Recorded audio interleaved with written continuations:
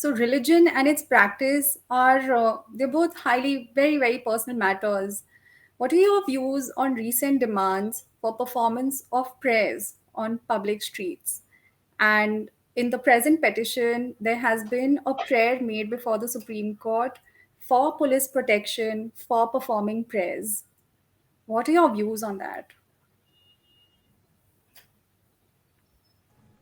I have a very straightforward opinion about such matters. Firstly, we supposedly Bharat is a secular state, and secularity means a separation between religion and state. The public space is protected, and religion should not come into the equation when looking at anything to do with the public space.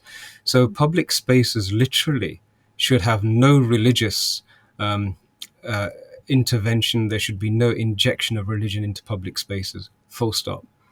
The second thing that I look at is that in Saudi Arabia, the home of Islam, in Rome, the home of Roman Catholicism, in London, the home of Anglicanism, none of these traditions have any legitimacy granted to the right to be able to disturb the flow of life of the general public. You do not see these phenomena anywhere in the world except in India.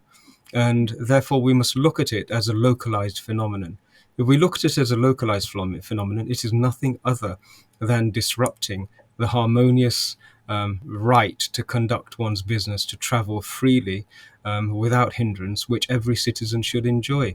So there should be zero tolerance of it. And the the approach of then claiming victimhood, we've already addressed the use of victimhood as a means of garnering and weaponizing another person's compassion against their own interests.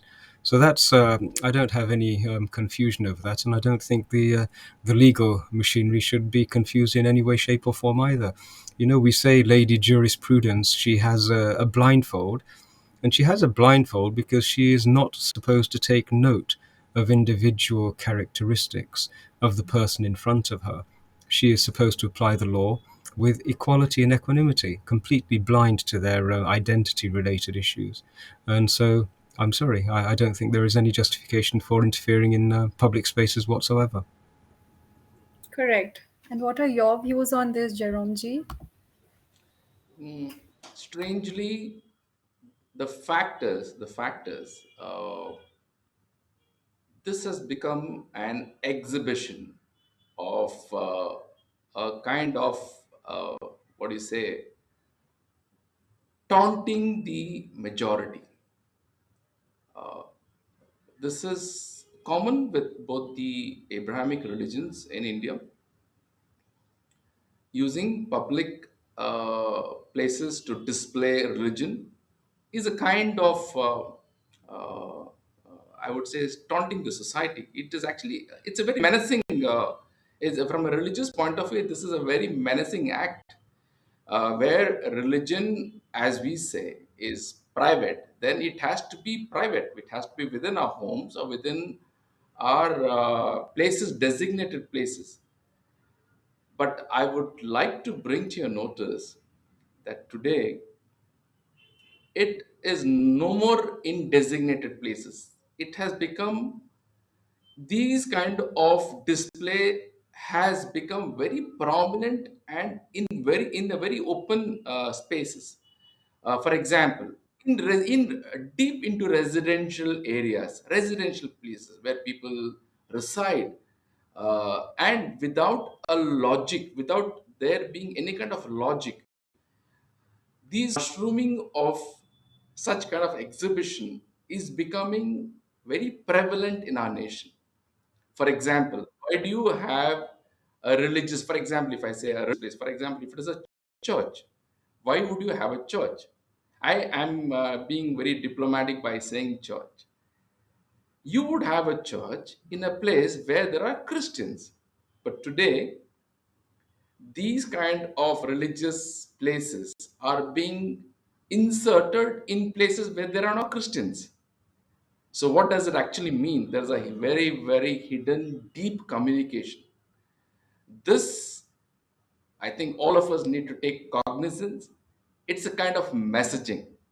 It is a pure messaging for all of us. And if we do not take notice of this, it is going to be very detrimental.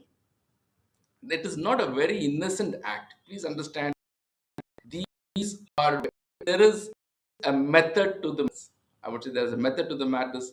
It is deliberately done. It is not that they do, there's no place for people to worship. The very act of exhibition is a kind of what do you call that, taunting the rest of the public. Right. Yeah, if I could expand on that a little. Um, only, a short few weeks ago, we had the Archbishop of Canterbury, the head of the Anglican Communion in Canada, apologizing for their ethnocidal history.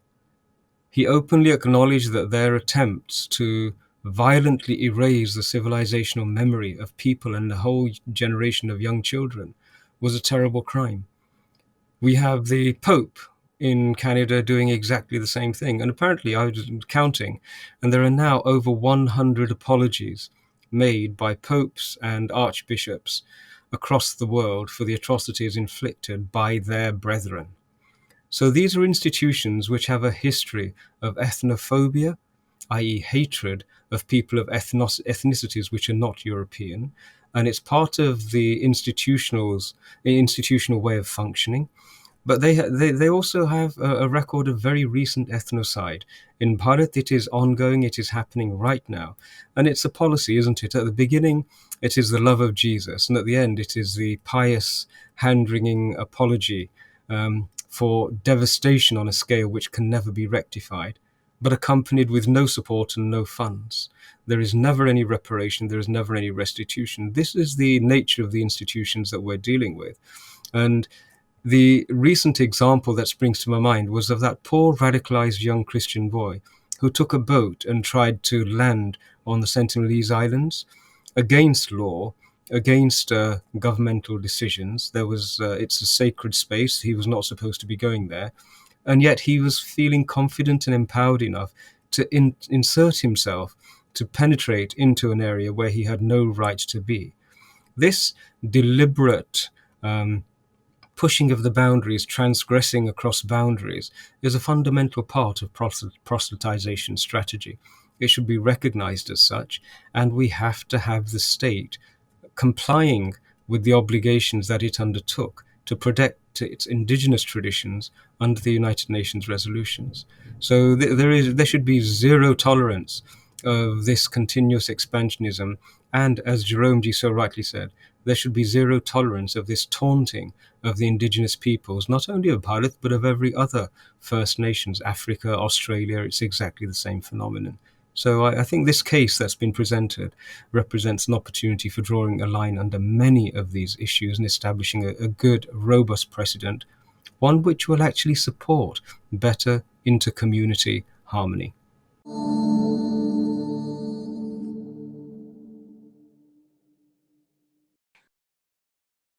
Please remember to subscribe to us and switch on the notifications for this channel. For our other social media links, more content, and to support our work, please visit citti.net. Dhanyavad. Namaskar.